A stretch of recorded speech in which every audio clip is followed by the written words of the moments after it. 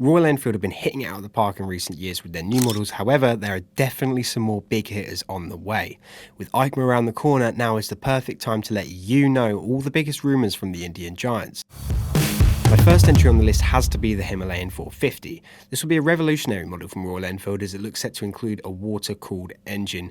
Yes, you heard that right, people. Royal Enfield, the classic air-cooled firm, are upping their game with a new water-cooled motor. Spy shots show off a beefier-looking Himalayan that still captures the rugged look of its predecessor, but ushers in new spec with upside-down forks, new crash protection, an LED headlight, and a TFT dash. We know the engine is going to be a 451.65cc single cylinder thumping out 39.5 brake horsepower, 8,000 RPM. The bike has actually been homologated as the Himalayan 452. Do you guys think it'll be the Himalayan 450, 451, 452? Let us know in the comments. A bigger engine demands bigger dimensions with a length of 2,245mm, 55mm up from the 411, a 45mm longer wheelbase at 1,510mm, and a 12mm width increase up to 852mm.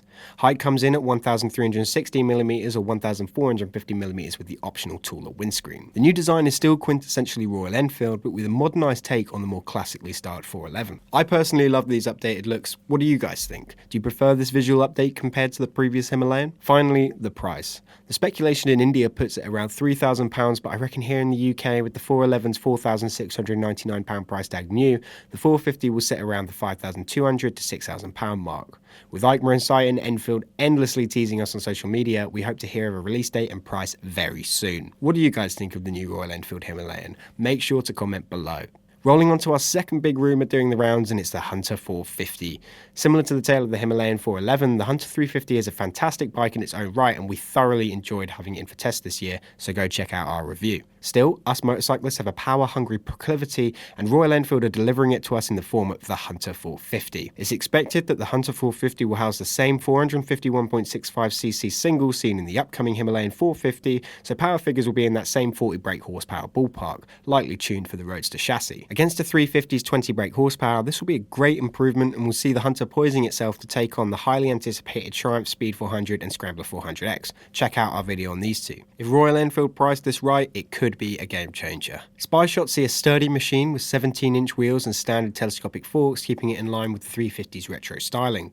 It also shows off some side pannier racks, bringing some practicality for the commuter/long tour. It looks more aggressive than the 350, which I like a lot. What do you guys think? With the Hunter 350 priced at £3,899 and the new Triumph Speed 400's confirmed price at £4,995, Royal Enfield will do what they do best and price the Hunter 450 extremely competitively. I reckon it's going to come in at around £4,700 with the launch projected to be in late 2023. Now onto the third model rumoured from Royal Enfield. It's an all-new Scrambler set to use the popular 650 air-cooled twin. Joining Royal Enfield 650 lineup will be the Sherpa 650, a Scrambler with an engine spec similar to the Interceptor, Continental and Super Meteor 650. The parallel twin will crank out around 46-ish brake horsepower and 52 Nm of peak torque, which should be a lot of fun. I'd love to see this bike up against something like the new for 2023 CL500 from Honda, which I did also make a video on, so click up there. I love the idea of this big Scram, and it looks super cool in the spy shots with spoke wheels, a single-sided exhaust, bash plate, bigger mudguard, headlight grille, and no doubt a whole host of accessories to go with it. You can see the Interceptor lying beneath, but the idea is there and it looks great in my opinion. Likely updates will include a new subframe, upside-down forks, and new rear springs to cope with the lumps and bumps of scrambling. With the 650 siblings ranging from £6,000 to over £7,000, it's tough to call where this Sherpa will place itself amongst the flock. I think it will be about £6,700, but let me know what you think below. Expect this one to arrive in 2024.